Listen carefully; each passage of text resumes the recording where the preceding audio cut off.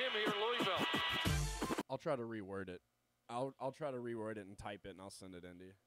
Incredible. Here comes Maven off the steal. Get up, get up, get up, get up. Let's get ready for Marcus Maven. You're about midway to the midday with Marcus Maven. And you can call in, I lay back and just listen to Marcus Maven. So sit back and relax and watch Maven. Break it down like this. Woo! Broadcasting live from the OPC Pest Services studio. Time for Middays with Marcus Maven on 93.9 The Ville. Now, here's Marcus Maven and Steve Rummage. Welcome back. It's Midday with Marcus Maven. 8150 93.9 is the number, 93.9 is the station, and I know that commute was a little more jammed up than you would have liked, but we are ready to have an exciting 2 hours. Steve Rummage in the building, Brian Hall in the booth. Well, it's another day. It's now a game day. You're going to get another win tonight, hopefully, because it may be the last one of the week. But we'll talk about that. Whoa. Is that how you're going to start today's show, Stephen Rummage? Listen, I'm ready to go, man. It's a game day for basketball. We're ready to keep this season rolling along. Football, I think, has a little bit of a renewed energy going forward. So it's yesterday was a little crazy, man.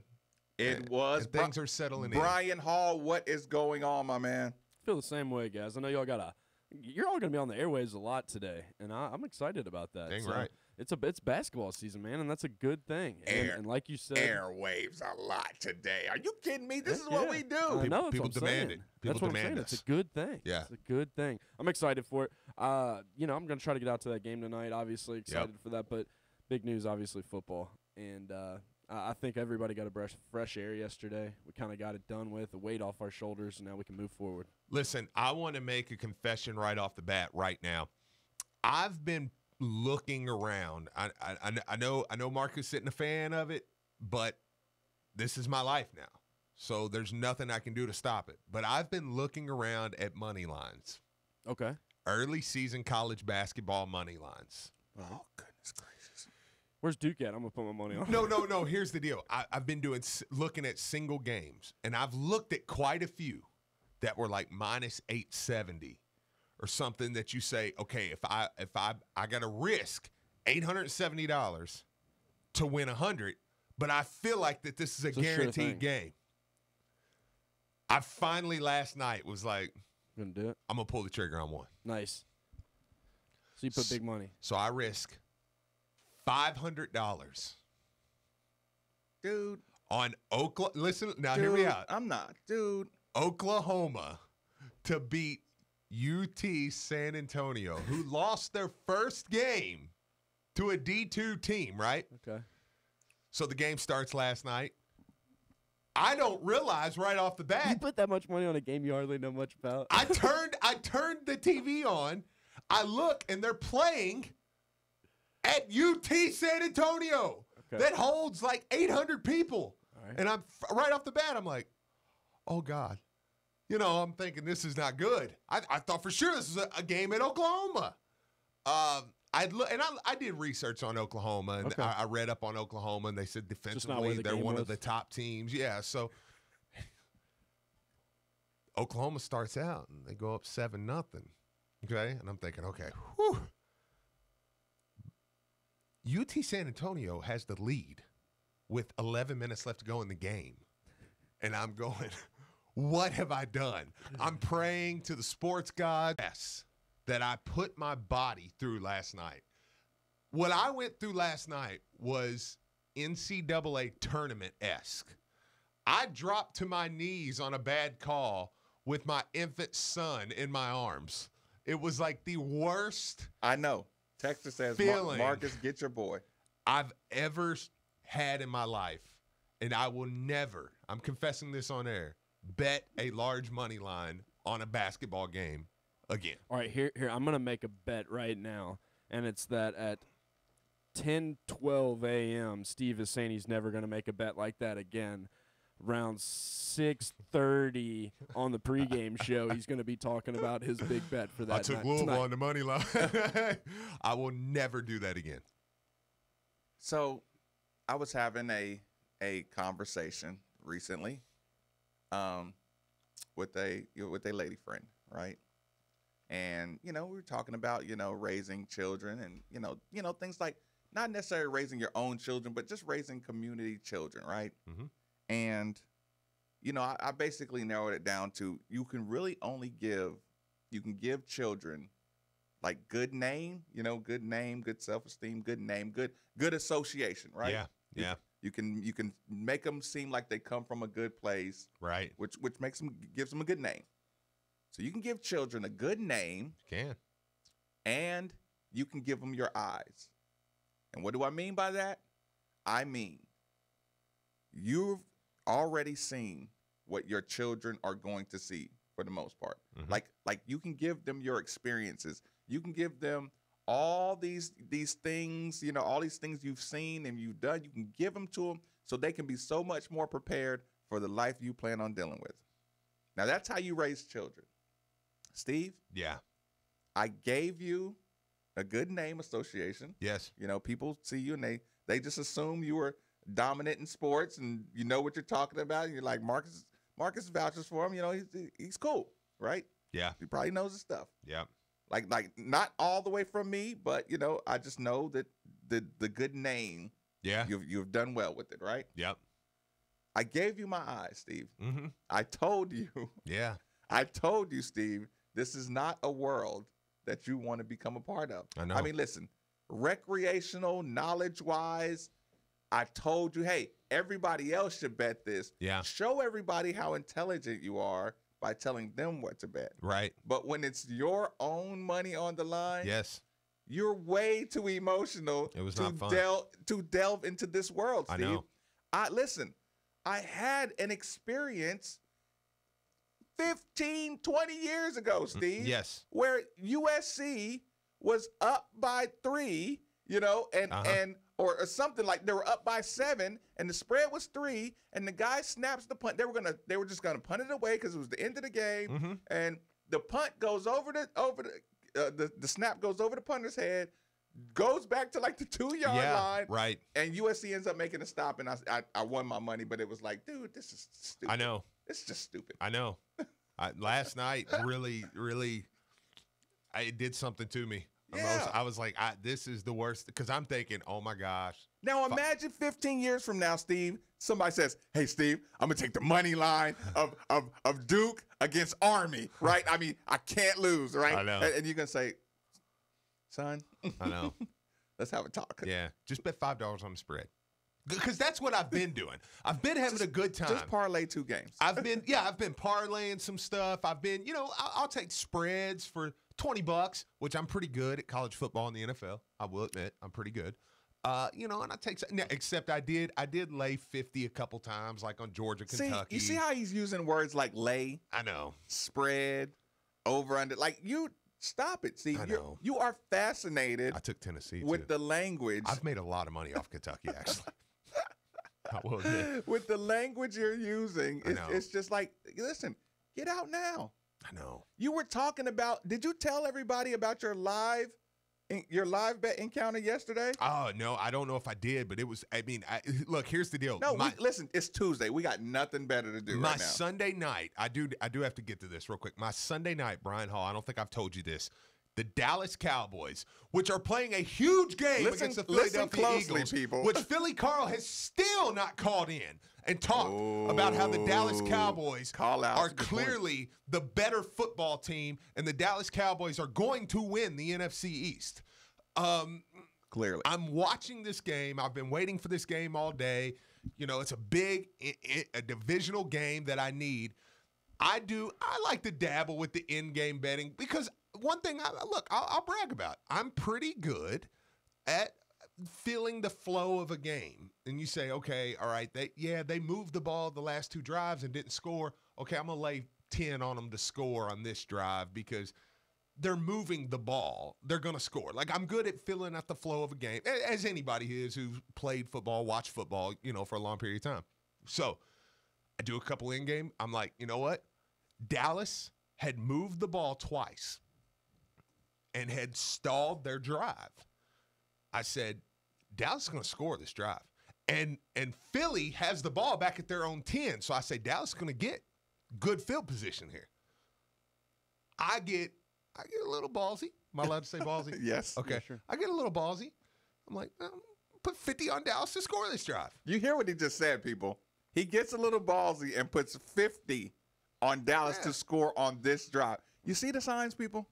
So Dallas gets the ball. They're moving the ball. Amari Cooper makes a big third down play where he catches the ball, lowers his shoulder, boom, gets through. It's 4th and 1. Jason Garrett finally grows something here. Jason Garrett's like, I'm going to go for it, man. I ain't going to punt it. 4th and 1. Lionel Collins goes offsides. 4th and 1. False start on Lionel Collins. Yeah. So they bring it back. Okay, all right, they're going to punt it. Dang. I'm like, I got to double down. I've got to make this money back. $50 on the Eagles to score. Do y'all hear this? Right now. Do y'all hear this? $50 on the Eagles to score right now. Do y'all hear this? The Eagles move the ball like a tremendous machine on my Cowboys defense with the 2 hottest linebackers in the game of football, Jalen Smith and Leighton Vander Esch. 2 of the youngest studs that are going to be future Hall of Famers. You hear this, man? 2 of the greatest They should combos. have taken Calvin Ridley. No, not anymore. I don't agree with that anymore. Not That's what I'm saying. That was his statement. Not after That I've was watched his Vander statement Esch. originally. Yeah, not after I've watched Vander Esch, but that's a whole different story. Okay, so they're moving the ball. They get the ball to their own 20. We get a stop on 3rd down. Hey, man, what do you do? They're going to kick a field goal. I win. I'm going to win. I'm going to make my money back. The Eagles line up to go for it on 4th down. Now, Jalen Smith and Leighton Vander Esch decide now's the time we're going to bust through and we're going to stick. We are going to stick them in the backfield. I'm going, oh, my God. I've just lost I've risked 50, so I've lost $120-some now. I've got to win this money back. Do y'all hear this, man? 100 on Dallas to win at plus 130. Boom. 100 on Dallas to cover. No, I did 50 on Dallas to cover plus 7. Boom. Let's go. My Cowboys come through. Oh. I ended up on the night.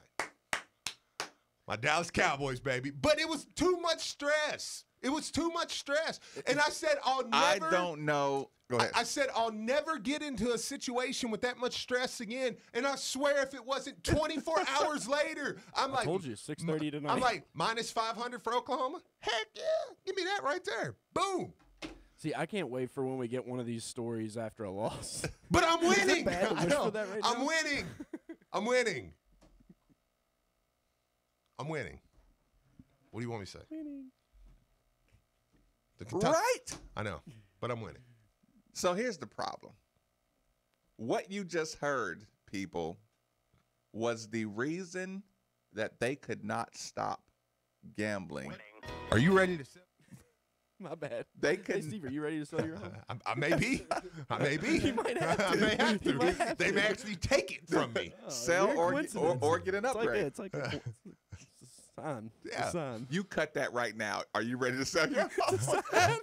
I want that Steve drop for the rest of my life. Are you ready to sell your home? I'm gonna take out Thank- an thank equity you. loan. Right after Thank he says you, Jill winning. Jill Are you ready to Blessinger sell your and home? Becky Weevil. Thank you. Jill, for that I commercial. need an equity loan, and I want to lay the whole thing I wish I could on take credit Dallas that I meant this to do Sunday. that, but that was a complete accident. Right. But here's the thing. Here's the thing. What you just heard, Steve, I believe what you just said went across very well on the radio, right? Yes. It's the reason people enjoy the show. Yes, absolutely. Because they heard unbridled passion. Yeah. But what you just did is cut 2 commercials in one take. Okay. One commercial, one sponsor is going to be the Anti-Gambling Foundation. Yes. They're going to say, this is the kind of animal that gambling will turn you into. Absolutely. Right? And then they're going to cut away on Charity, and Charity's going to be sitting at home, rocking the babies. But he just has so much fun, and how can I take it from him? Right? Yeah. And you're a psychopath on one end, right? On the other end, the Sports Gambling Commission is going to use this cut and say, do you see the kind of excitement? The happiness.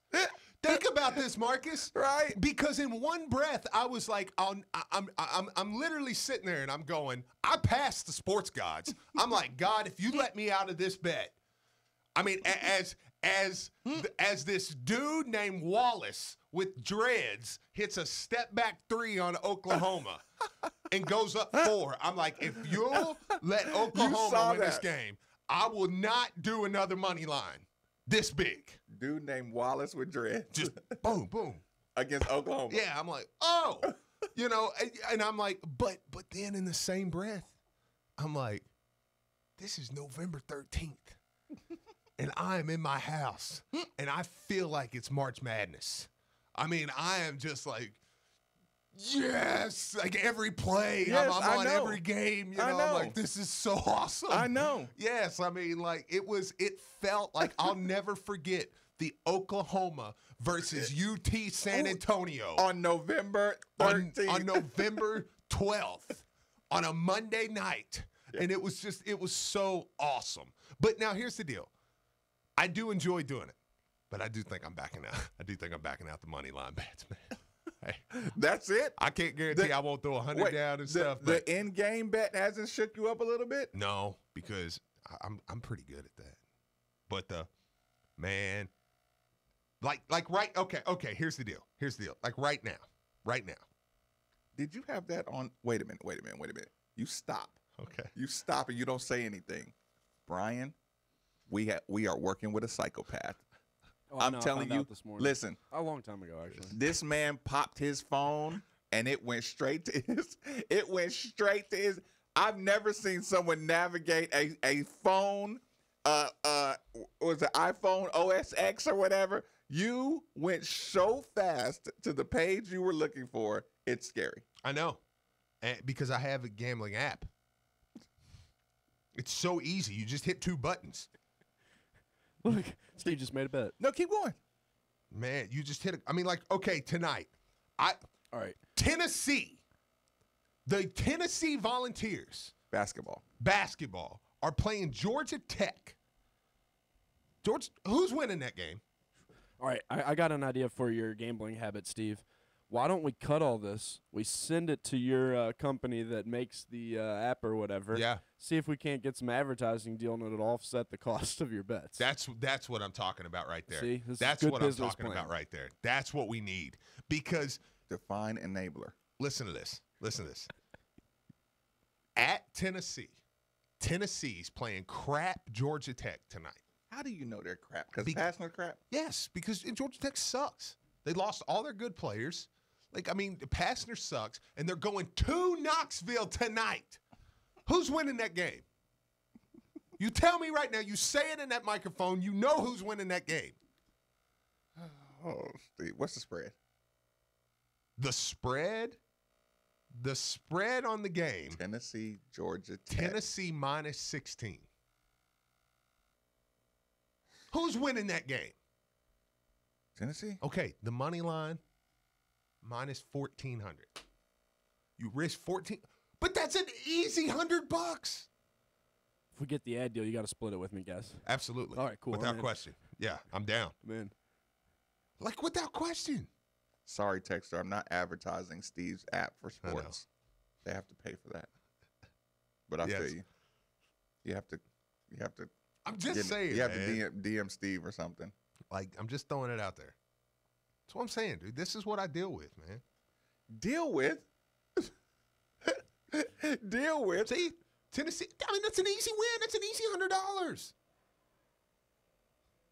It's simple. There's no way Georgia Tech's beating Tennessee. But that's $1,400 that you're risking. This is the build-up for the downfall soon. Oh, my God. 1,400. 8150. Memphis and LSU play tonight, by the way. 93.9. Let me actually check that out. 8150, 93.9. Give Steve some advice right now. Just saying. 38, 31, 93.9. Give Steve some advice on the text line. I got some advice for you. Are you ready to sell your home? Well, are you ready? Are you ready to have your home foreclosed? I am. This is me. This is my life. Steve, how many people, I don't know if this is going to make your point more than take away from your point. Speaking of long shots. Okay. Between Nicholls State and Vermont. No, why? Wait. Say that a little louder. Explain to people what went through your mind when I said I watched Vermont last night. And You want to talk about that? I mean, I know it's kind of bad luck to talk about, the next game before. You want to talk about Vermont? I mean, they just have to. We could beat People, Vermont. We're gonna lose our first game to Vermont, But they've got to. I got to see more today. I got to see more tonight, man, because that team looked good. They're fundamental. They can hit the open three. Dang near should have beat Kansas. They had the better all around team. Yeah, man. If Azubuike just wasn't the best center of the best true center of the past 10 years, right? Yeah. Vermont beats the hell out of Kansas, right? Yeah. People, I'm not joking around. Friday is going to be an animal of a game. Yeah. If they hadn't showed up with that crowd in Kansas, I know. Like they needed every ounce of everything. They needed that center playing like an absolute superhero. Yeah. Right? Yeah. Vermont plays like Coach Mack wants Louisville to play. Absolutely, man. Right? It's Yeah. it's the 100% ideal type of style Mack wants to play. And I'm preparing you right now, people. This Vermont game on Friday, that's a real deal team. That Vermont team is a real deal team from start to finish. This is one where, I do a lot of, hey, get out there, get out there. It's Coach Mack's first game. It's this. They can lose this game, man. And here's the deal. We can't afford to lose many games. Right. Out of conference. Yes, especially to teams. And that Vermont, the one positive I will say is at least we did get to get film of that Kansas game. Maybe that's something that will wake them up a little bit to say, dude, this team's going to come in and beat you. Listen, some of these teams were playing, like this Southern team, right? Mm-hmm. Like athletically, they're going toe-to-toe with anybody. They just came from playing Alabama, right? I was watching that last night, Southern Alabama. They have a big man, chiseled from the Greek god himself. You know what I'm saying? Like, they got – who did this scheduling? Who put this scheduling together? Right. They said, hey, Mac, got something for you. Yeah. Although, yes, I know the deal. The schedules are pretty much done ahead of time and stuff like that. But it just seems like somebody conspired to make him look bad. Yeah. Right? And maybe there was some stuff that he anticipated that he wouldn't have to retrain or reteach, right? But I'm telling you, man, I looked at Kansas versus Vermont, and I was like, that can't be the Vermont that we have to play. All right. Yeah, I mean, it's like I said, they're a big problem. Well, they Dexter. are. They are, but I mean, I think that I'll be impressed. Louisville wins this game. I'll be impressed because here's the deal. Nicholls State went up to Washington State. Got the doors blew off of them. Washington State's picked to finish last in the Pac-12 right now. Start over and say that again. Nicholls State went up to Washington State and got the absolute doors blown off them. Washington State's picked last in the Pac-12. Now, you know, hey, I believe in this team, man. I believe this team can be good. So this isn't, oh, man, y'all get ready because we're just going to suck this year. But this is now you start to put context to why Chris Mack was in the mood he was in after that game. Because he went in there, looked at that team and said, if that's what I get, dude, we ain't going to get picked in the NIT. Listen, if it's one of those things like Mac was thinking, I can't get to next season fast enough. And it's one of these things like, it's not the plays I'm teaching you. It's not the fundamentals. You guys aren't looking tough. Right. You're not looking competitive. And I mean competitive, not like you don't have the talent. I mean, just competing. Yeah. I have to reset. Midday with Marcus May. Quick commercial break. 8150-939 is the number, 939 the bill. Are you ready to sell your home? Well, there couldn't be a better time.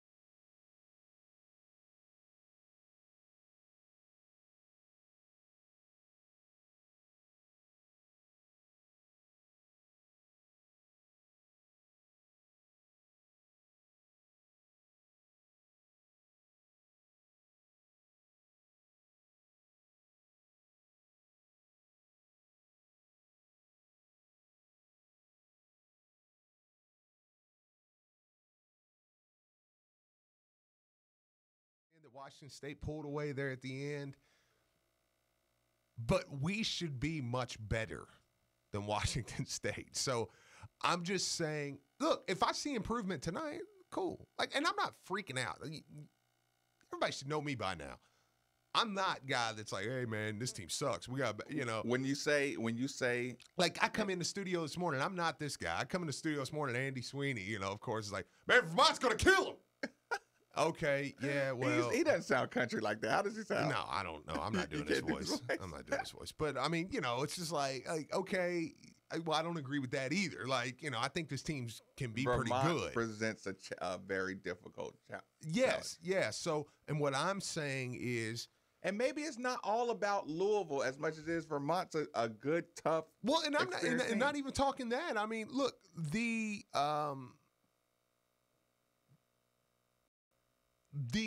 loss or the Nickel State thing shouldn't even freak you out as much as it's not even the loss to the Nickel State thing as far as how you beat them. It's just I'm not saying that you should freak out because Washington State blew them out, but I'm saying it should be some concern. Right. I mean, like that should be at least should raise your eyebrow. It's like, man, I mean, they shouldn't have went up there and got wasted by Washington State, because I'm not comparing Louisville to Washington State this season. Right. At least I hope not. You know what concerns me, like I said, we're not gonna get really deep into basketball. We're gonna kind of jump out of this one. What just concerns me, are like I said, still to me, the handoffs, the simple passes, right? Yeah, they were still a little sloppy. They're very sloppy, and that's the one thing. It's like that's the starting point of being a losing team. Yeah.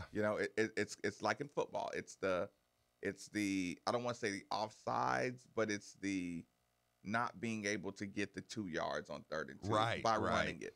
Right. Like I shouldn't need Steven Enoch to bust 2 3-pointers late game. Yes. I shouldn't need a defensive stop, a lockdown defensive stop with 4 minutes to go in the game. Right. To beat these teams. Like just organized, fundamental, size, talent should have me up 13 points, 15 points at all times. Yes. On a bad day. Yeah. With a good coach. Right? So these are the games where I'm saying good coach, good fundamentals. Yeah. Overly talent should have you up, And I do recognize that a lot of these games, these are the Super Bowls of the teams you're playing against. So, I mean, of course. And that's not the Cal thing. I mean, where you're like, oh, everybody's Super Bowl. No, I mean, we're talking these younger, I mean, these teams, I mean, it's we joke, but I mean, that's why I joked about I took a deep breath when I saw that game. Cal was saying we're Tennessee's Super Bowl. Yeah, that's what, dude. I mean, when I saw that game come on last night and realized, I was like, oh, they're at UT San Antonio? Well, that's scary because I've watched Grand Canyon. I've watched Louisville take top 10 team to Grand Canyon, and you're like, I lost to VCU in a good year, right. Like they'll buzzsaw you in some of these. We almost got buzzsawed by Grand Canyon. Yes. Like that's a fact. Heck yeah, if it wasn't for Mott's. I mean, that's what it takes. But that's what happens in games like that. It takes a guy stepping up and knocking it. So, like, I get that you're going to get their best shot. I'm just saying that game, those comparative games should get your attention. And again, it goes back to Chris Mack wasn't just being angry to be angry. I mean, if they had won big, I'm sure he would have liked to have did the press conference and went, it is nice to get that first one under our belt. Yep. We need to get better at this. We got to get better. But he didn't. He was like, no, this is not nice. This sucks. Surly. That team right there will not make the NIT. That was awful. Like that team cannot win. Right. I mean, yeah, he was. We did a scouting report all week. We said there's one guy, he wears a headband, he likes to set up in the corner, he likes to shoot threes, and he will hit them, and we forgot to guard him. I mean, Christ, Marcus Maben tweeted it out. You did. An individual film of this one guy and said this guy could be a problem. I remember being in the first half, and you looked at me, and he took one shot, and he missed it, and you said, man, that's his spot. And he went on to hit 4 or 5 more from there. Where is Mott's? I don't know where Mott's is. Where's Mott's? He went somewhere. Did he almost grass transfer back here or something? Well, I don't know. Where do anybody know where Mott's went? Who knows? Text her. 3831. Brian, where's Mott's? I need to know where Mott Stockman is. No, get off the phone. Don't tell her. Tell us to hold up. Get off the phone and tell us where I need to know where Mott Mott look for Mott. Stockman One is. sec. I need to know where Mott Stockman is. Do we got somebody on the phone, or are you just Cody. Okay. That's cool. Okay, we'll take him over here. Can we take him?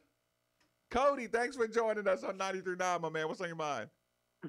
Hey, y'all got to admit, I called what was going to happen to Bobby like a week and a half ago.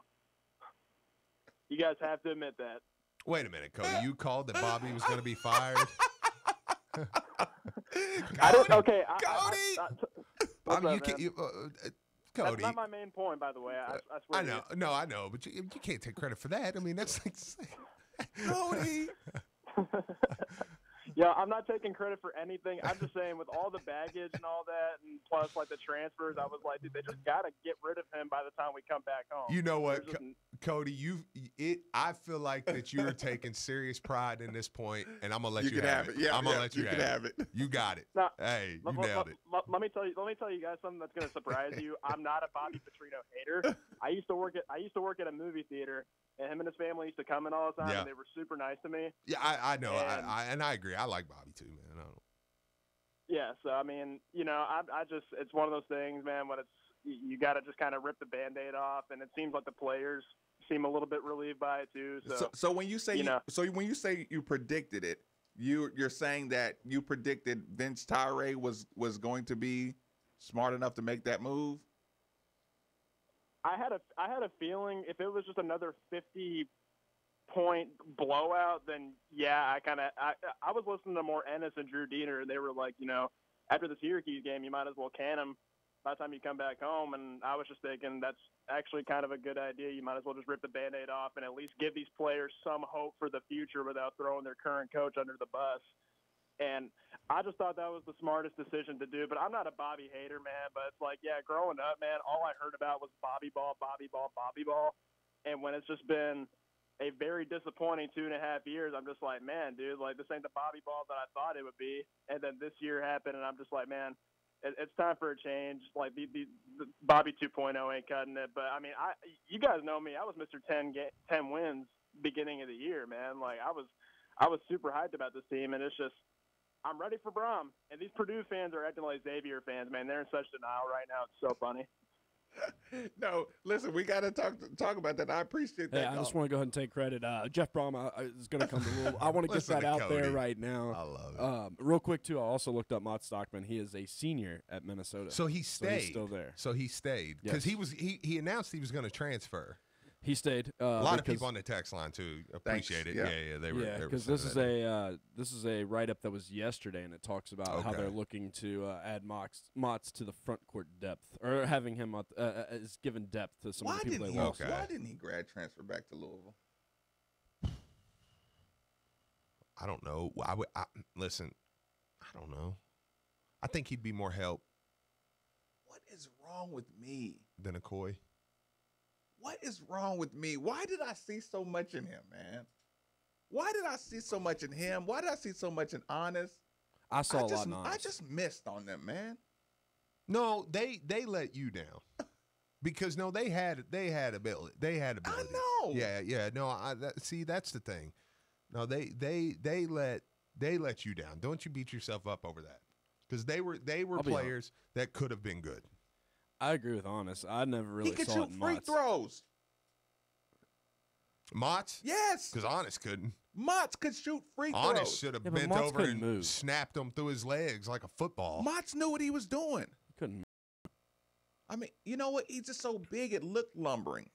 He wasn't no worse than Haas and the other big boy at he Purdue. was skilled. I thought Mott's was skilled, man. You know what? I'm gonna blame Rick, man. You ain't giving the ball some more, man. I think you could. No, I think you could. And I'm not just saying that because he's gone. I Yeah, think there's players He that never you- gave them the ball. like in the Shaq block. Aaron. Shaq Aaron had no chance under Rick Pitino because I watched Shaq Aaron one time in high school, and I sat there with my buddy Clay, and we both said we watched him shoot with that crooked hand, and I was like, Oh, man. he'll never. Right? That's a 5-star player. Rick's gonna come in and be He'll like, spend man, more time on his elbows shot. got it did, and he couldn't get it, so he didn't play. But he come in against Kentucky, against A baller. a 31-0 Kentucky team, comes right out, second play down the court, catches the ball with that crooked hand, Yeah. steps out from about 35 and buries it, puts him on the bench, don't play him again. Like, what? What were you gonna say? Oh no, that was it. No, Yeah, yeah, Gotcha. yeah. The Mott's honest thing. Like, golly, well, Honest he had ball handling skills, and I thought that was going to be something that allowed him to expand his game to the perimeter a little bit more, which is what the NBA was going to, and it never materialized to that. Honest and he just- basically was just a guy that didn't have any weight in the post. Honest just let us off. Honest just let me down. Honest. Ugh. nothing makes me angrier than to see his Egypt professional touring photographs. Yeah, I'm like, stop posting. I'm gonna unfollow him right now. He's probably going to be a star over there. I'm the worst. Like I should not feel that way. I'm gonna But follow him. but here's Honest the right thing. Honest posts a picture of himself shooting like a hook shot something. His hand is higher than the square on the box, right? And he's right at the basket. He's throwing the ball down. No. That's the problem. I He's unfollowed just Honest. he's laying it. He's laying it about a foot away. I unfollowed Honest. That's a little extreme. I'm not. I Gonna need the pain. I don't want to look at your pictures. I really don't. I don't want to look at your pictures. He had so much potential. I know. I don't wanna see- I I don't can't wanna see believe. I can't pictures. believe the back end. I promise people, we're going to restart this show full of vigor and vitality. Yeah, I want to look at that. That path, man, just took us down. I know people right now are like, that damn Honest. I know. People are sitting there. They're frustrated. You know, they're- he probably just lost 4,000 followers. He was like, you know what, Steve? What's You're damn going right. on? Let me find him right there. I don't even want to see your post. Is his anymore, phone man. just blowing up right now? You've lost 7,200 unfollowed. They got the Instagram people are calling him to see if he got a hacker or something. I know, man. Right? I know. I just need more effort tonight. And I think they will. I think they're going to answer the call tonight, man. And anytime you can beat down a former Kentucky alum, that's fun. Woods. That's fun. It is. People say, oh, Woods. I'm like, yeah, he played for Kentucky. He was with the Untouchables. You hit the luckiest the shot. Unforgettables. You're living off the luckiest. You shut your eyes. You ever play? You know what Sean Woods is? You ever play the guy who you're playing and he just like closes his eyes and throws it up and hits a shot? That's what he did in that Kentucky game. And people are like, man, Sean Woods. And he still ain't bought a drink. Oh, yeah. He ain't bought one drink. in And it's like, Kentucky. dude, man, if you would have waited another second and shut your eyes and threw it up, maybe you'd won the game. I just go beat him down. Beat him down. Get off my sideline. Yeah, get off my sideline, dude. Midday with Marcus Maven, 8150 939 is the number on 939 The Ville.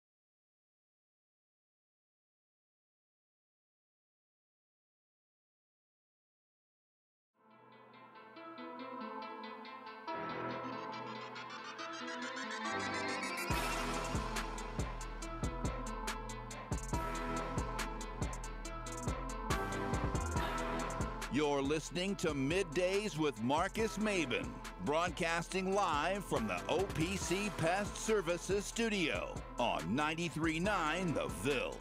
Now, here's Marcus Maben and Steve Rummage.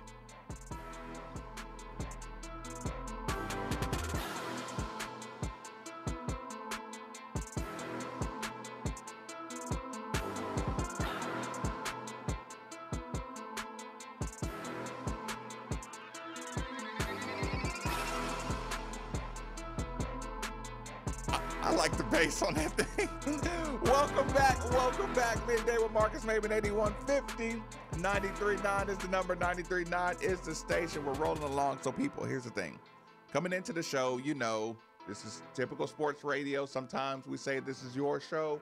We're just steering the ship. Sometimes we play sometimes the suits, when they're in the building, they say, hey, man, you got to play the hits, right? The hits right now, fortunately, is the conversation about Jeff Brom, which we really kind of tried not to do and try not to recycle any Jeff Brom conversation. But here's the thing. There's something unavoidable. And I keep hearing this as much as anything. Now, Steve, a little while ago, I kind of talked about not wanting Bobby Petrino to be fired beforehand, you know what I'm saying, because of the onslaught that Jeff Brom would experience, right? Yes. It wasn't just the onslaught that he would experience. It would be the onslaught of the media. Because here's the thing. That Chris Mack situation, right? Mm-hmm. When Louisville was basically Chris Mack or bust, right? Right. We saw what it looks like, how the tide kind of turns in the media, right? Like, I need this not to happen. So to kind of knock a fan base on their bottom, right? Yeah. I said I was worried about the Jeff Brom effect on the media, right? Yeah. This is the stuff you're getting now, right? Absolutely. You're getting the hottest story is the guy that can find the reason that Jeff Brom is not going to Louisville. Yeah. He's the guy that can win the Pulitzer or whatever. Because that's the only story. Right. I mean, the prearranged marriage is not the story. It's when she leaves him at the altar. Right. That's the story. Okay, so here's the thing. You know, I'm having a conversation here, there, everywhere. Well, what if he doesn't? Right? Mm-hmm. Which is a fair question. Which is, of course, a fair question. But I'm trying to find the balance between, are you raising this question because you don't want it to happen? You want to equal. And here's the thing. I'll put myself accountable to this. There's a small, and I don't mean this personally towards you, but listening to you tell the story this morning about your gambling. Yeah. There's a small part of me that says, I need UT San Antonio to bust Oklahoma, right, and to get this out of your system now. Yeah, like I need to get this right, but I know how salutary that thought is.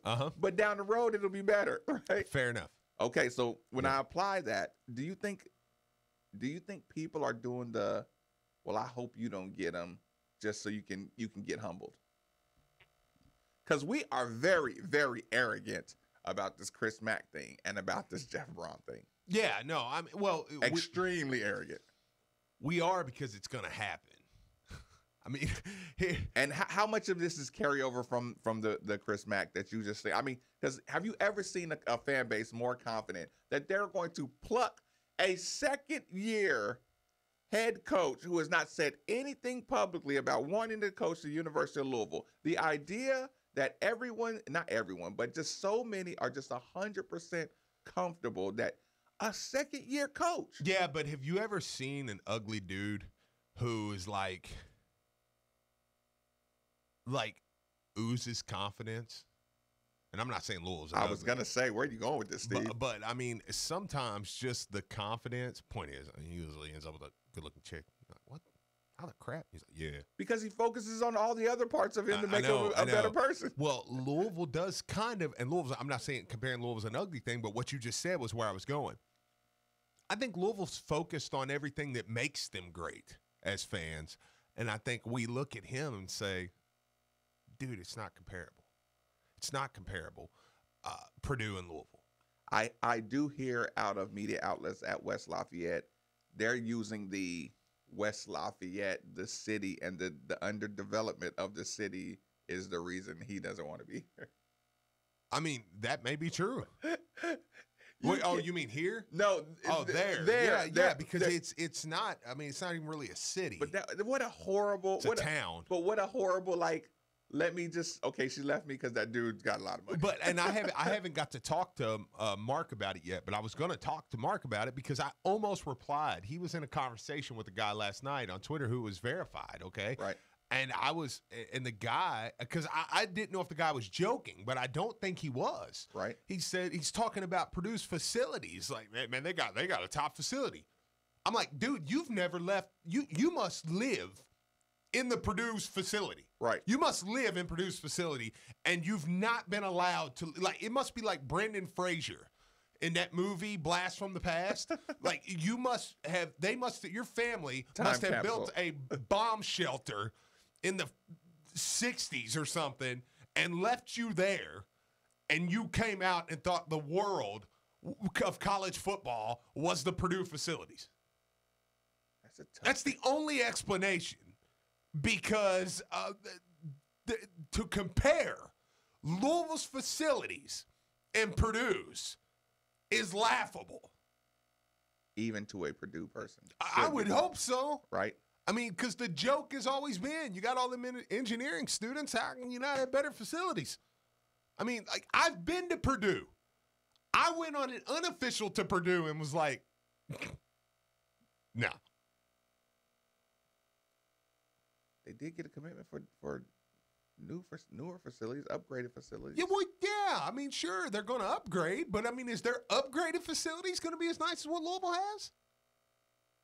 I don't see it. I know. That's what I'm saying. I mean, what are you going to do? Put a barber shop in there or something? Oh, yeah, we got a slide? Cool. I mean, you're going to need, I mean, because got a couple HD TVs. Louisville has an academic center on the end of their stadium that's better than anything that Purdue has to offer.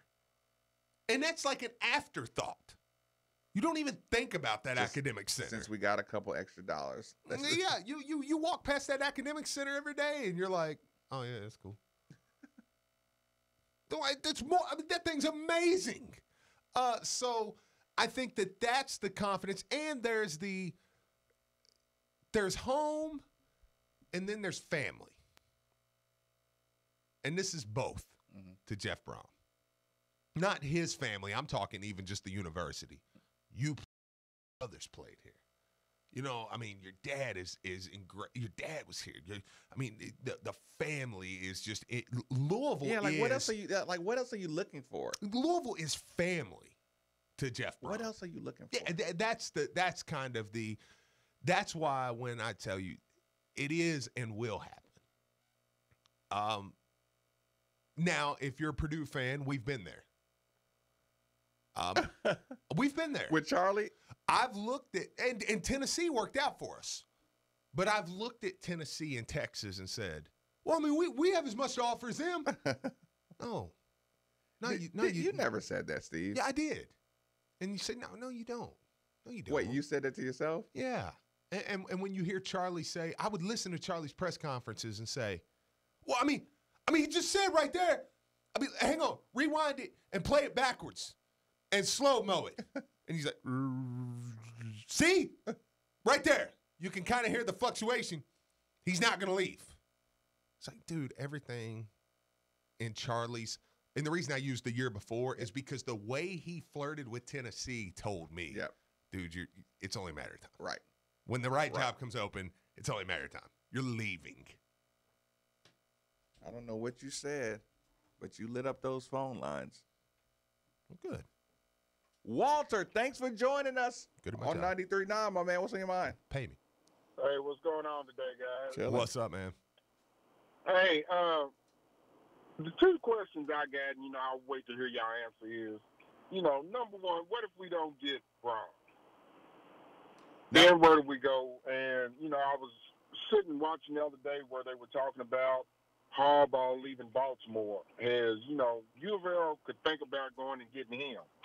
So I'm going to sit back and wait for y'all to answer that for me. Okay.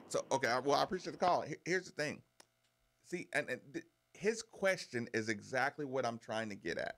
Yeah. When you say you don't get Braum, I don't know the particular candidate that would be the best choice, but I do know that I'm not afraid that Louisville can't get a top-notch coach. No. So that's why there's no panic to this conversation. Not at all. And I think when people say, what are you going to do? This was kind of, Walter, this is the point I was trying to make. When people say, well, what are you going to do if you can't get Braum?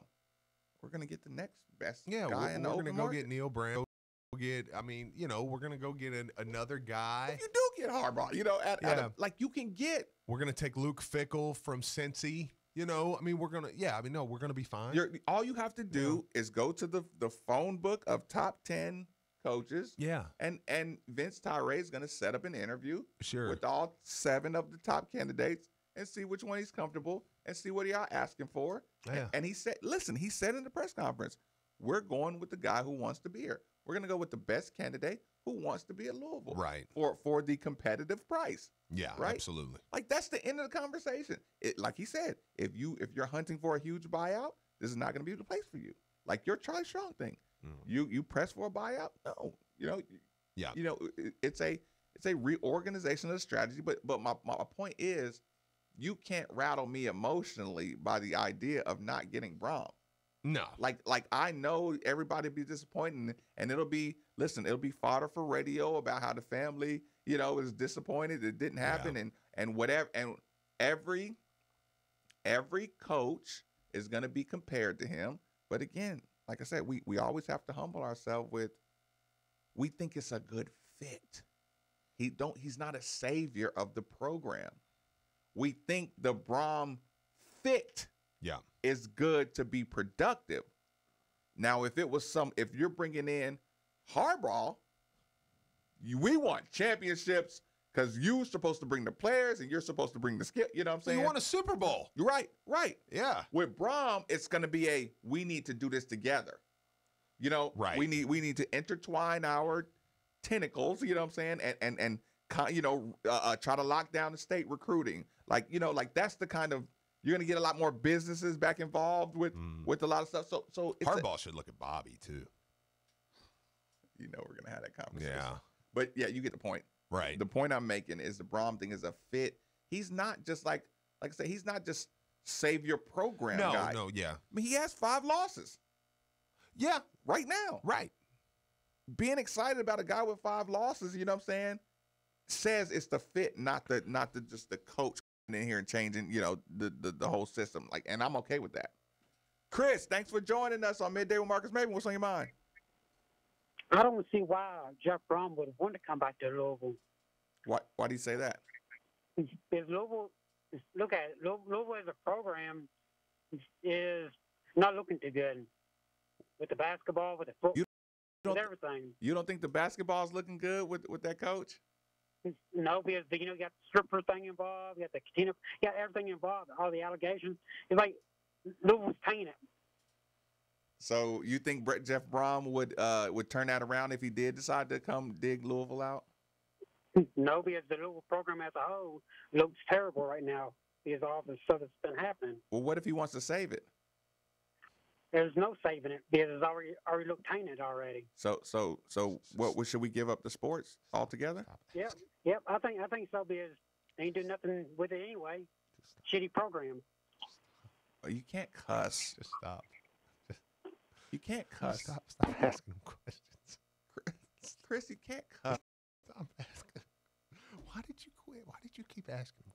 You knew. I know. I wanted to know how you knew right off the bat. No, Steve. You 100%. You knew. No, that's you. That's your fault. No. Look, I know. I could make fun of that. I could laugh at that. We could have a good time. That was your fault. No, he wanted to know. It took 2 seconds, Marcus. I'm cutting you off on this one too because that took 2 seconds for you to be like, I listened. I heard one syllable, and I said, this is not good. We promise. You deserve that. We let people express themselves on this show. You deserve that S-word. We don't hang. That was on your show. It's Middays with Marcus Maben. We don't hang up on people. Isn't that the guy that you said was trolling you all? Which one? Christopher? No, I don't know. I don't know. Maybe. Who knows? but like, dude, yeah, you deserved every bit of that. He wanted to talk about the potential Brom and why would he come to the University of Louisville. You know what he wanted to talk about. You could tell that a couple seconds in. And I thought he was expressing himself. You deserved that. Joe, thanks for joining us on 93.9. Fire away. Hey, good morning, guys. I think that was Matt Jones in disguise calling. that wasn't Chris. But anyway, I'm not sold on Jeff Brom at all. I don't think that he's the coach we need. I think our best years was when Charlie Strong was there as a defensive coach. I think we need to throw all these other coaches, and we need to throw our money at the defensive coordinator at Clemson and get him over here. Here's the problem. You know, like he has a recruiting advantage in this area. If you want to go defensive route, it would have to be a guy like a dead center of Miami, Florida kind of guy, because you can't get that kind of, defensive talent at Louisville on a consistent basis. Unless if he can get in there and recruit, he can recruit, the South Carolina, the Georgia, all that area. He's doing it right there at Clemson. He can do it from here too. Charlie Strong went and got all his players. Why can't Venable go and get players from South Carolina, Georgia, and do the same thing? So you just don't like the offensive. Our better teams were when we were a defensive-minded team. And then we got Bridgewater, and then things kind of went, offensive, but our defense was still there. We have no defense. We've gone through 3 defensive coordinators in 3 years, and not one of them has been worth anything. I'm glad Bobby's gone because I'm tired of seeing him smile on the sideline every game when we're down by 50 points and then smiling during the press conference saying we're going to give it all again, next weekend and we're going to go out and win. And he's sitting there smiling the whole time, and he don't even believe that. I mean, I think we need to get back to the basics that Charlie Strong built back when he was here, and that defense is going to win us games. If Brown can put up 40 points, but if they're giving up 50, that's not happening. So when you're saying throw the bank at Venable, like it doesn't matter about the buyouts or anything, just whatever you can come up with. Whatever we can come up with, we need to get someone like that over here that's a defensive coach that can recruit the area of, South Carolina, Georgia. I'm sure he can go into Florida and get people, too.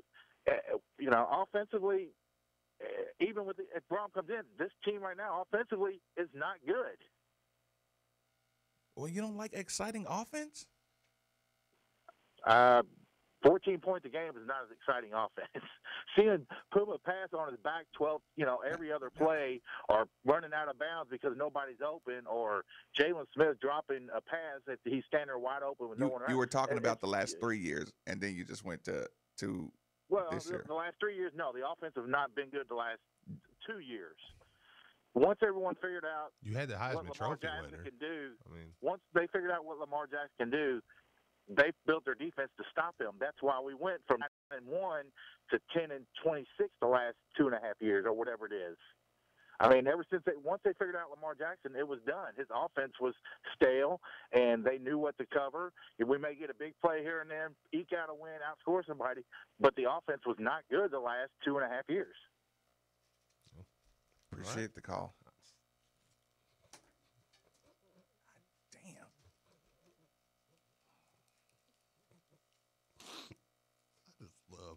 I don't deserve to get paid. Brian, I think we got somebody else calling. I'm just going to go to the phone lines. Boombox, thanks for joining us on 93.9, man. Bail us out. I hate sports. Oh, most definitely. What's up, fellas? I'll tell you what, this goes out to that Kentucky fan that called a little bit ago. We ain't never going to stop. We'll always be there, and we're going to be there every year. So just get used to it and enjoy it, because it's going to come back when we're going to be slaughtering them soon enough. We get the right guy in here. It is what it is, man. You know what? We'll do what we can. We'll do everything we're going to do. But regardless, we ain't going nowhere, fellas. Y'all have a good day. Appreciate the call. Thanks, Boombox. Appreciate that, man. Amy, thanks for joining us on 93.9. Please help us out. Thank you. Oh, I was so mad at that guy. The 2 callers ago, I was almost had a wreck. So. Well, I'm glad you're safe. What was I supposed to do, Amy? You could have said, well, thank you for your call. Hang up. But anyway, somebody put on Facebook the other day about, U of L doesn't have any sports. I wouldn't send my kid there. And they were a sports person. And I'm thinking, the only sport right now that's not doing well is football. All the other sports, even the minor sports, are doing great. I was just, that made me furious. But this guy made me even more so. But anyway, I just had to say Amy, that. Could you imagine if you had to sit up in here with me and listen to these people call like that? No, I cannot. I cannot. Oh my goodness, Amy, I appreciate the call. That's all I wanted was a little empathy. Steve, all I'm looking for sometimes is a little empathy. Yeah, I mean, look, I don't. As far as we don't have a good offense, I mean, look, there is a ton of talent on this offense. I mean, you have multiple receivers that could start for many teams. I don't agree with that point. The only other point, and look, I'm okay with going back to, I think it was Joe's call. The one before it, that was so bad. Why did you do that? I'm telling you, man. So dirty. If he has an opinion, you have to let him voice his opinion. I knew he was going to do that. I was like, this is awesome. He didn't think Jeff Brom was a good candidate for the Louisville job. I'm sorry. Oh, God. Anyways, here's my thing with what he was saying. He said your best years were with Charlie Strong. I mean, I think there's a little bit there that says, hey, they were 41-9 in Bobby's first go around. To me, the glory years. They keep shrinking it. To me, the glory years of Louisville football, and you can correct me if I'm wrong, and maybe you don't believe that, and that's okay. Like, I'm not arguing with him on this.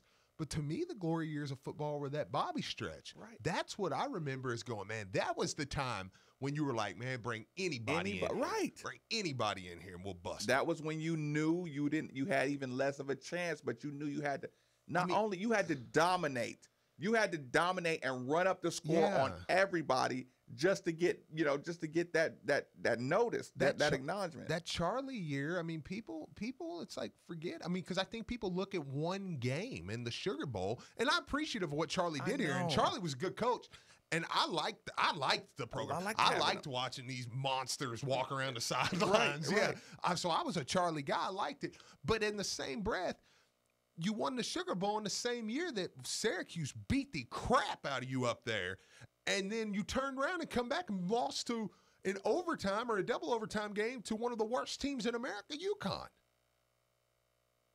I mean, like, it wasn't like that Louisville was a top 5 team. Louisville was ranked in the 20s. That's why I always got to have the conversation. You can't squeeze it to. Yeah, so, like, I don't know that you say that was Louisville's best football ever was a defensive coach. I mean, that was, if you think that was the best, like, they're comparable, sure. Right. Like, that was yours. And you can say the Sugar Bowl win was your best win ever.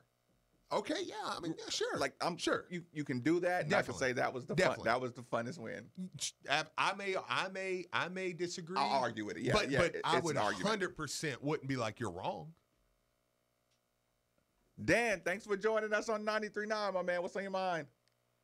Hey, guys. Hey, Steve, first of all, you kind of touched on it yesterday, and I feel the same way you do. Mm-hmm. All these people that stomping on Bobby's grave, and believe me, it was time for Bobby to go.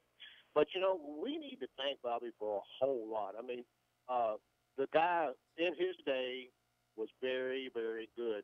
So let's remember those things instead of, what good's it going to do to stomp on his grave? Sure, every I coach agree with that that. doesn't succeed. Every coach who doesn't succeed is not a bad guy. They just, for whatever reason, and I wish I knew the reasons, he slipped. But anyway, that's not the reason I actually called. The reason I actually called, I've heard so many people throw out, who the new coach is going to be, and I hope it is Jeff. I really do. But I've heard some pretty ridiculous names, and I'm going to throw a name out there that you guys may put in the ridiculous category. I don't know. Kind of in the vein of the guy that called a couple callers ago as far as along the defensive lines. Has anybody even considered, and why would it be good or bad, to maybe put Todd Grantham's name in the mix? Mm-hmm. Yeah, I mean, look, Dan, I appreciate the call. I mean, I don't think it's crazy. I don't think it's crazy. I just been there, done it. Yeah, you man, and look, and I don't think offense sells, man. That's a fact. Yeah, offense sells. So, Alex, thanks for joining us on 93.9. What's on your mind, y'all? Alex, you there? It's Nate. This is Nate. Oh, okay. Well, Nate, fire away. Yes, I would like to make a suggestion. All UK fans that call up this program should get their GED first. Are you sure? Are you sure that was a UK fan? He just might not like Louisville. I mean, hey, it's obvious. You could tell the language. You know what he was saying. He needs to get his GED first before he call up on the program. And besides, they don't even have a preposition in their name. You, K is Uck. It's the Uck Wildcats. Listen, I appreciate the call. You shots fired on that one, but you get my point. Third and Grantham. Text line says third and Grantham. I don't know if it's a joking or do you want third and Grantham or not. That was a long one. That's a long one. Text, or do you want me to read this? Yeah. I'll just go to the phone lines. I'll just keep it rolling along. Larry from Orlando. Fire away, my man. Hey, you just said the right word there, Mr. Maven. I'm fired up. I'm tired of these people running my city down. I'm tired of people running my University of Louisville down. I've been to West Lafayette, Indiana, many times. And back in not too far distant years, the only way you could get in there was by Greyhound bus. I wouldn't want to be up there, but in that little small community. I want the big city. Louisville's a big bustling city. We got all the facilities, and we're going to get Jeff Brom. Let me tell you about Jeff Brom, guys. I witnessed that at the Tulsa game when he got his finger busted up, had a steel pin put in it, and he goes into 27-degree weather, takes a snap with one hand, and wins the Liberty Bowl. You don't think that guy don't love Louisville? He loves Louisville. And his defensive coordinator is a great guy. I've met Mr. Holt, and I think he would do a wonderful job at the University of Louisville with the defense. Like Boombox Mike said, I'm going to say it again, we're not going anywhere, Big Blue Nation. Love you guys. See you Friday, okay? Absolutely. Appreciate the Awesome, call. Man. I don't know why everybody's assuming that was a UK guy, though. There's so much. There's so many. God, I hate being so. There's so many good jokes. No, I can't. Be nice. Well, no, could you set him up? No, I let him voice his opinion, Steve. That's not setting somebody up. When do we turn into the communistic radio show, Steve? When you hit. Go ahead, Market. Hey, Market. Okay, thank you. No. Why would Brom come to Louisville? I'm telling that Steve Ramos something. Okay, thank you. Was he a Louisville or Kentucky fan? Steve, you can't judge people based on their accents and their vernacular. Yeah. I mean, I talk a little country. Their dialect but it's different. It's just different. It's different. They speak a different vernacular altogether. I mean, it's different. Little more. There is West Virginia. There is English. There's French, there's Spanish, there's Kentucky fan. Chaz, thanks for joining us on 93.9, my man. Fire away. All right, first of all, I'm going to give you while I do agree with that UK caller about who he likes, it's not the reason that I would agree with him. I know, Marcus, I do like Venables. He's 1A, and Brom is 1B for me. I mean, we are interested in a guy that lost to Eastern Michigan this year. So it's not like he's beaten teams up there. I understand that they beat 3 top 25 teams, but the inconsistency that team has showed this year too has me a little concerned. But for me, Venables is the guy who I like because of his fire, because of his passion. And you talked about recruiting. Well, I mean, I believe the best defensive lineman in the country, Christian Wilkins, he recruited, and He also recruited a guy at Oklahoma when he was there named DeMarco Murray. He was pretty good running back. So, Right. Yeah. you know, I think this guy can come in here and recruit. He's got ties to the South. He's also got some ties to the Northeast, which we could get in. So I just like his fire, his passion. You know, I think he would bring some Clemson coaches. And, you know, we've all talked about and heard, you know, Vince talk about on Sunday the culture here. Well, we know that Clemson culture is pretty darn good. So it just, to me, he would be the best fit. You know, you offer him, I know he hasn't taken a job, but offer him the 5 or 6. And you know, if he accepts, he accepts. But, you know, I'm fine with Brom as well. I think that Brom will instantly change. But these people saying that we're not going to be any good, we've had 3 top 40 recruiting classes. This team is going to be fine next year.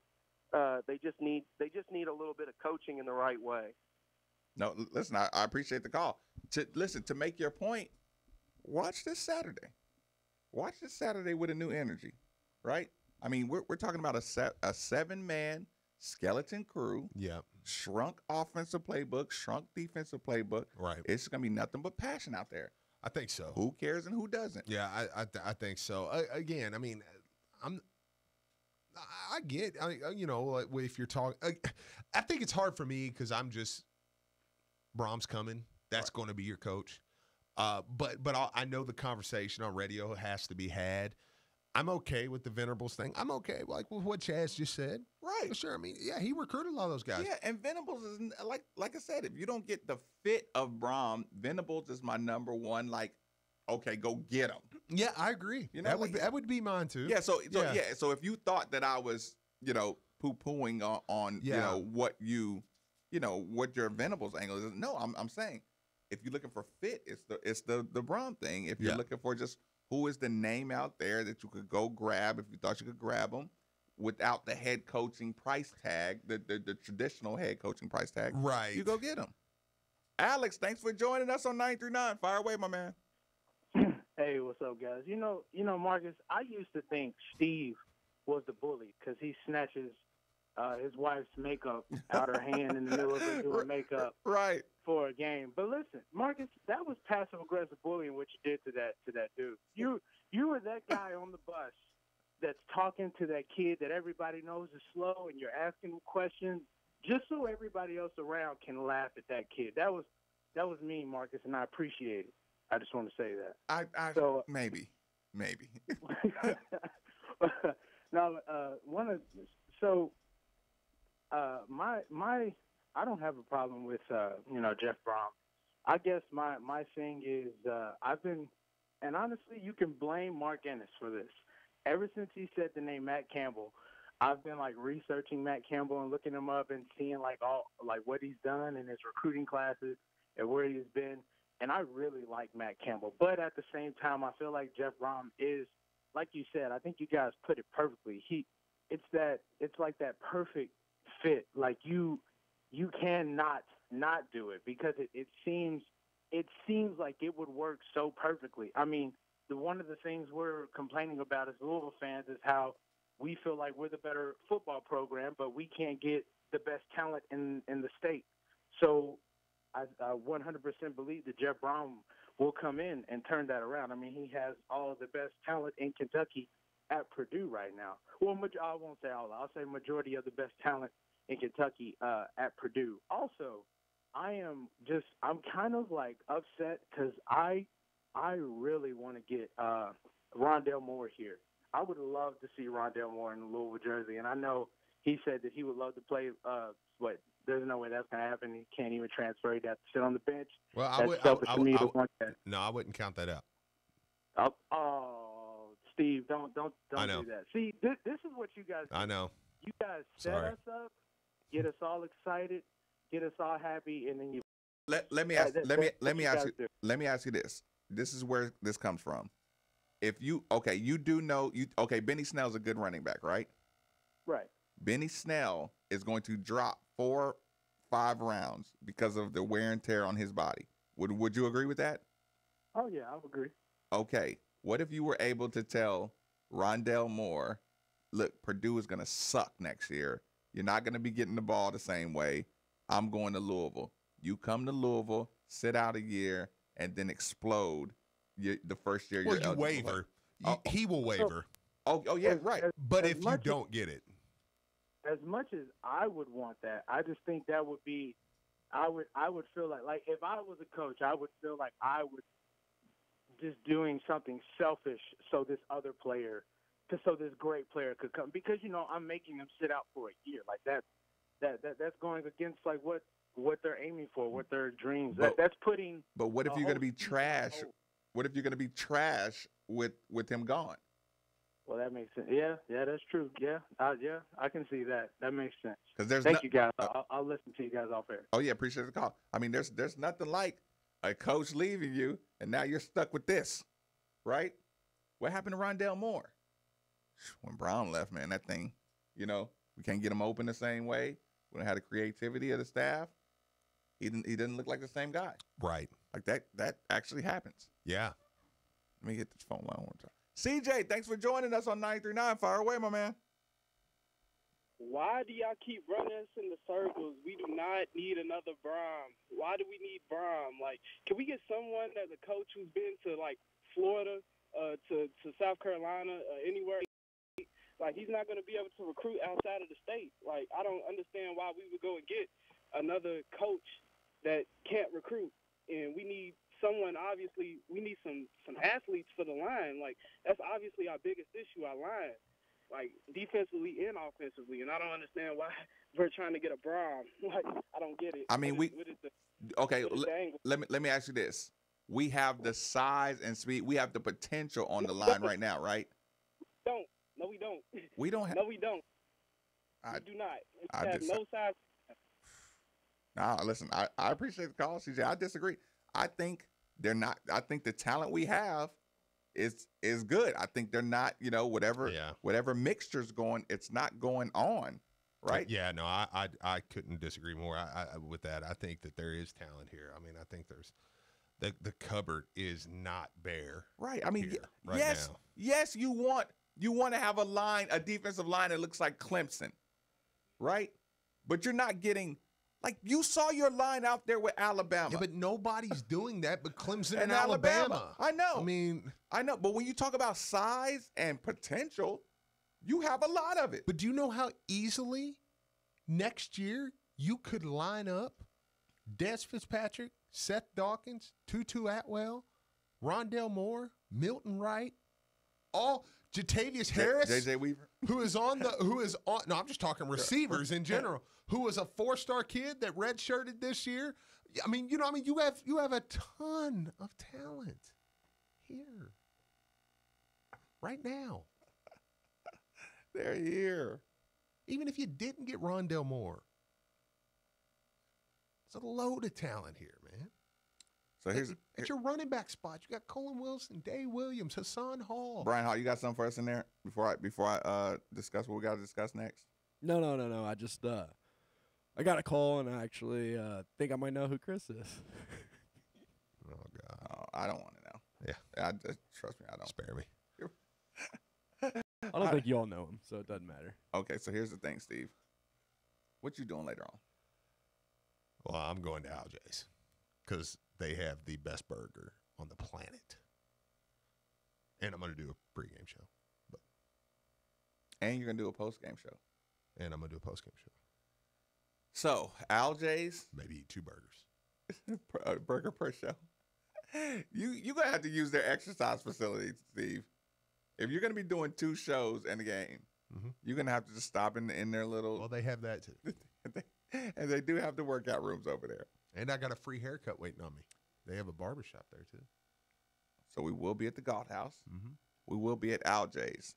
So people, here's what I have to get down to the November 13th.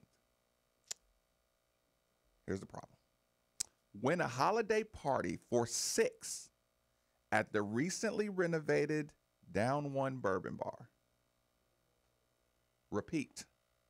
Win a holiday party for 6 at the recently renovated Down One Bourbon Bar, famous for their bourbon, brisket, beer, and bluegrass. Wish that I was on a Rocky Top. Sure, they'll play that. So, people, your holiday party will include drinks and appetizers for 6 people. The perfect opportunity to treat your team, your coworkers, or your friends. Down One is located on 3rd and Main downtown, just steps away from the Yum Center. A TV is visible from every seat. Means it's a perfect place to pregame or postgame or to actually watch the game.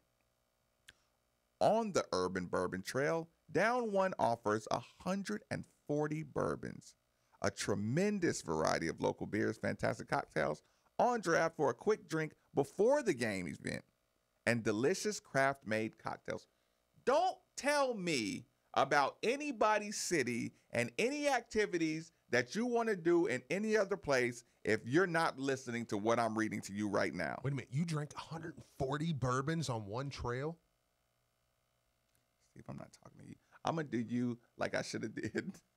How you not die? Just like I should have did that caller earlier. I'm going to just keep on going. This is a great opportunity to grab a group of friends and head to Down One. Watch the game while you enjoy 2 free appetizers. All new menu including 30-minute guaranteed lunch specials, in-house smoked beef brisket, delicious beef brisket chili, tacos with taco condiment bar, street corn on the cob, house-made gigantic biscuit sandwiches. What more can I give you? All you have to do, stop by. We'll have a little name raffle thing set up for you. Just come by Al J's. Maybe we'll just do the list, but either way, this is an opportunity. Like, I'm going to stop offering you these things if you don't come hang out with us, either pre or post game. So actually, we're going to do this for both pre and post game. So Had a nice crowd last time too. you can sit over there and watch the game if you want. You don't have to swing over to the Yum Center with us as soon as game. I mean, listen, you'll be watching the game at Al J's, right? And listen, before you know it, you'll be like, oh, Steve and Marcus are back already. That was fast, right? By then, you'll probably be one cocktail ahead of me.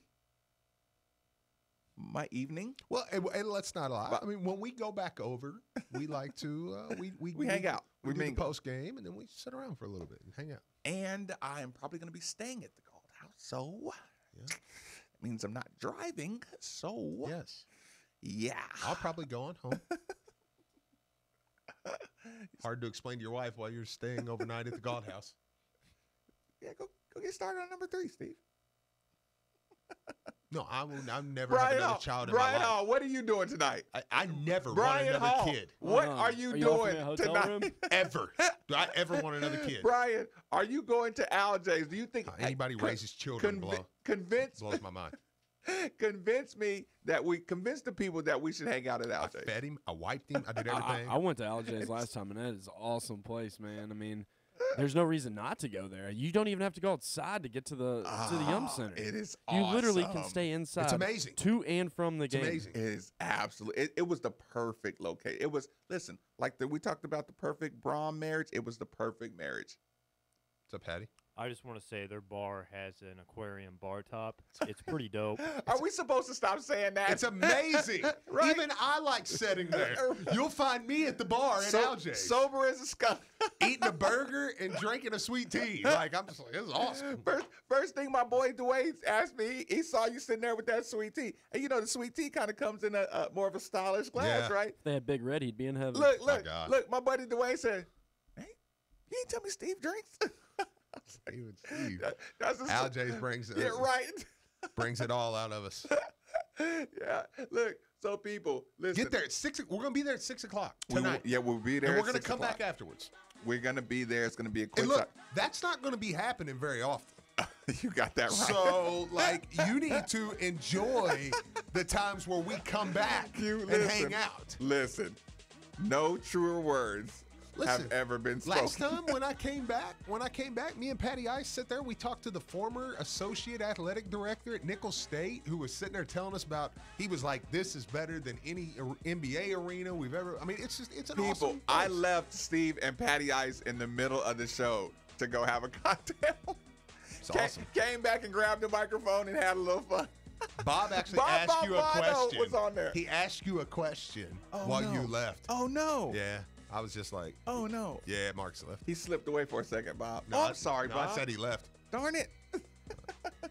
We're going to be there tonight, people. You should be there, too. Middays with Marcus Maben. As always, Get the burger. Bill at Scorings & Sons Collision Center. You are awesome. Globe Auto, the partnership is like the Brom-Louisville marriage. It's awesome. Jill Blessinger, Becky Bleemel, you are awesome. For all your housing needs, people, that is what you call Windows Plus.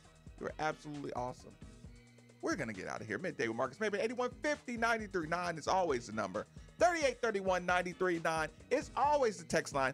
The YouTube channel, we are made for the Ville. It's always up and running. And I'm getting better, people.